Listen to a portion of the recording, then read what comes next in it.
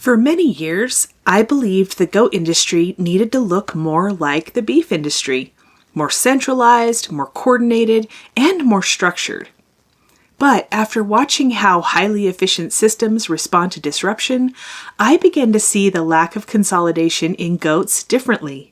In this episode, we talk about flexibility, market timing, grass-finished realities, and why producers have more options than they think if they're willing to understand their market and design their system intentionally. Hey friends, welcome to the Get Goatwise podcast. Are you longing to raise goats and other animals for food but don't know where to start? Do you want to be more self-sufficient and less dependent on the grocery store? Do you wish you had a mentor to walk you through raising livestock? Hi, I'm Millie, animal scientist, cattle girl turned goat rancher, co-owner of Dry Creek Livestock, and simple living enthusiast. For 15 years, I've been on a mission to raise all of our own meat, eggs, and dairy. Here, we'll talk about raising goats and other homestead livestock, how to create sustainable animal management systems that actually work, and a bit of off-grid life with kids and livestock. If you're ready to take control of your food supply, raise livestock with confidence, and provide your family with the most nourishing meat, eggs, and dairy available, you're in the right place. Kick off your muck boots, pour a cup of coffee, and let's talk livestock. Before we jump in, I just want to say thank you. This podcast continues to grow because you're listening, sharing episodes, and having thoughtful conversations about livestock production. I don't take that lightly. I'm grateful this message is reaching producers who want to think carefully about the systems they're building. This show exists to give goat owners practical, grounded information. Not just how-to tips, but the kind of thinking that helps you build resilient herds and durable businesses. Reviews are one of the biggest ways that message reaches the right people. If this podcast has helped you think more strategically about your operation, I'd appreciate you taking a minute to leave a review on Apple Podcasts. Just scroll down to Ratings and Reviews and tap Write a Review. And as a thank you, I've put together a free kidding due date chart at getgoatwise.com/kidding-chart.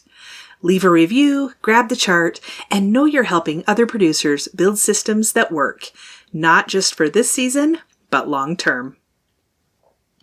Here's what's been happening on the ranch this week. Breeding season is officially over. We took the last buck out of the doe pen on February 22nd, about 7.5 weeks after we put the first bucks in. That's a little longer than normal, but we were waiting for a day when the ground was nice and frozen so we could get him moved without muddy drama. Our break from mud was brief, and now all the snow is melted, so maybe we can get our roads partially dried out before the next storms roll in. Moisture is always good though, so we adjust to the temporary inconvenience and carry on. Before we know it, summer will be here, and we'll be longing for rain and maybe even some mud. I'm very happy that our goats and cattle are handling the temperature swings well. I don't know about you, but my February flew by. I can't believe it's March already. That means we're only 1 month away from dairy does kidding, and this month is when the wethers that will be in our meat program go for processing. The chickens are picking up laying, we are well stocked on eggs now, and it's starting to feel like spring.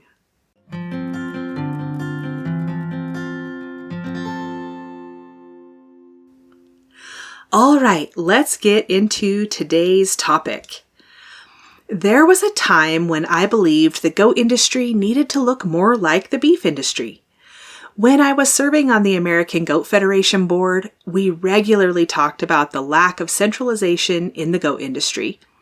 There was frustration about the absence of coordinated systems, large-scale processing infrastructure, uniform pricing structures, and vertical integration. All the things the beef industry has built over decades. At the time, I agreed. Part of that came from my background. I come from a commercial cattle world. Centralization was normal to me. Large packing plants were normal. Commodity pricing was normal. Vertical integration was simply how the industry functioned. So when I stepped into goats and saw how fragmented everything was, it felt inefficient. It felt underdeveloped, and it felt like goats needed to catch up. That perspective made sense based on what I knew, but it wasn't the full picture. Then 2020 happened, and I started seeing it differently. When we talk about centralization in beef and pork, we're talking about a system where a small number of large packing plants process the majority of animals. Production and processing are tightly linked. Supply chains are long. Most producers sell into a commodity system where they don't control pricing. That structure is efficient. It moves a lot of product at a low per pound cost, but it depends on everything functioning smoothly. Over time, in the push to keep food inexpensive, the system has prioritized speed, scale, and uniformity. Faster gains, larger plants, higher throughput, consistent carcass specifications. There's nothing inherently wrong with efficiency, but that kind of structure isn't built for flexibility. It's built for volume. Cattle are naturally grazing animals designed to move and convert forage over time. Yet, the dominant system asks them to perform in confinement, consume high-energy rations, and move through a tightly scheduled processing chain. It works, as long as nothing disrupts it. When major packing plants shut down in 2020, finished cattle had nowhere to go. Animals backed up. Prices at the producer level dropped while retail prices increased. The system revealed how dependent it was on a few centralized points. The goat market looked different. Direct markets continued, cultural buyers kept buying, smaller processors stayed open, and regional networks kept moving animals. It wasn't immune to stress, but it wasn't dependent on 4 facilities either. That's when I started reconsidering whether lack of consolidation was really a weakness. Now, let's talk about direct marketing, because this is where comparisons matter. Can you direct market beef? Absolutely. Many producers do it well. And it's important to say this clearly. Beef is an easier sell than goat meat if your product is good and your pricing is fair. Nearly everyone eats beef. Most families already know how to cook it. The consumer base is large and obvious. If you produce a quality animal and communicate clearly, there is broad demand. But getting that beef to the consumer is complex. You're raising the calf, carrying it for 18 to 24 months, finishing it correctly, tying up significant capital, scheduling processing far in advance, and then managing labeling, freezer storage, marketing, and customer relationships. You're not just ranching, you're now running a retail meat business. That takes skill and capital. Goats are different. From kidding to harvest is often 6 to 12 months. The turnover is faster. The capital exposure is lower. The finishing window is simpler because most goat buyers are not looking for fat cover or marbling. But the marketing side is not automatic. Goat meat in the United States is largely driven by cultural demand. The market is strong, but it is specific. It's tied to traditions, holidays, and communities. You have to understand who you're serving. That often means building relationships, paying attention to seasonal demand, and sometimes trying different approaches before you find what works locally. So, goats may offer flexibility in production, but they require intention in marketing. Another area that needs clarity is grass finishing. Grass-fed doesn't simply mean you stop feeding grain. It requires good forage, proper mineral balance, strategic grazing management, and understanding how to finish an animal on forage. Removing grain without managing nutrition intentionally doesn't produce good meat.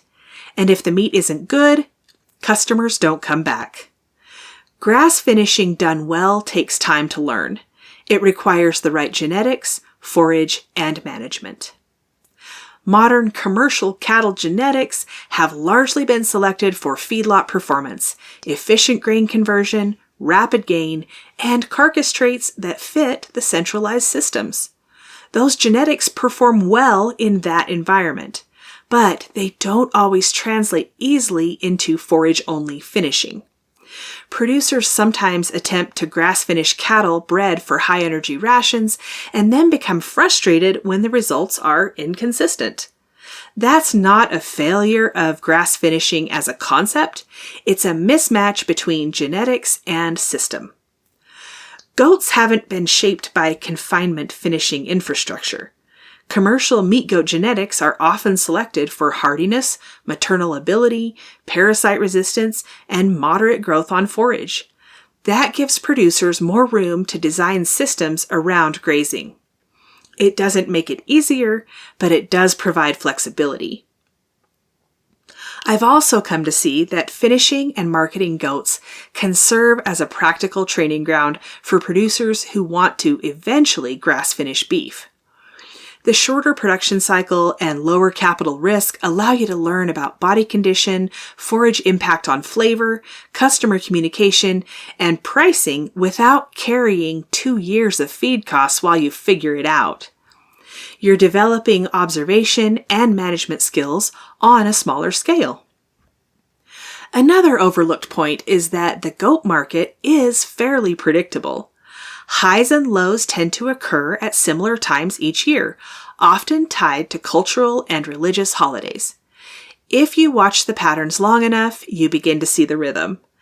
That allows you to adjust breeding, target specific weights, and plan cash flow around known demand cycles. And direct marketing is not the only option. Those seasonal trends are visible at the sale barn as well. If you time it correctly, you can do well selling goats at auction. We've done that for years. With attention to timing and a little promotion, sale barn marketing can be profitable. Direct marketing also isn't just one model. You can sell live animals, sell whole animals for custom processing, sell shares, or sell packaged meat by the cut. Each approach carries different levels of regulation, labor, and capital investment. Producers get to decide which approach fits their land, their capacity, and their goals. If there's one takeaway from all of this, it's that the goat industry's lack of consolidation creates room. You're not confined to one production model. You're not dependent on a single buyer. You can design a system that matches your environment and your market. That requires responsibility, it requires paying attention, but it also provides opportunity. The lack of centralization in the goat industry isn't necessarily a flaw. It provides flexibility. It requires producers to think carefully about genetics, market timing, and production goals. It requires initiative.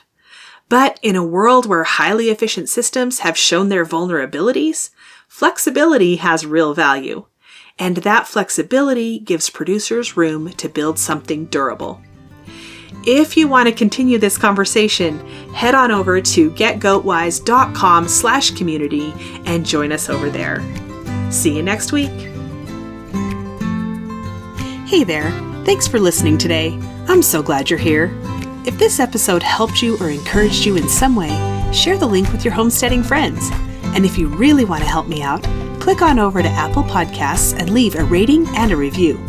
You can connect with me on Instagram or email linked in the show notes, and meet me back here soon for more Get Goat Wise.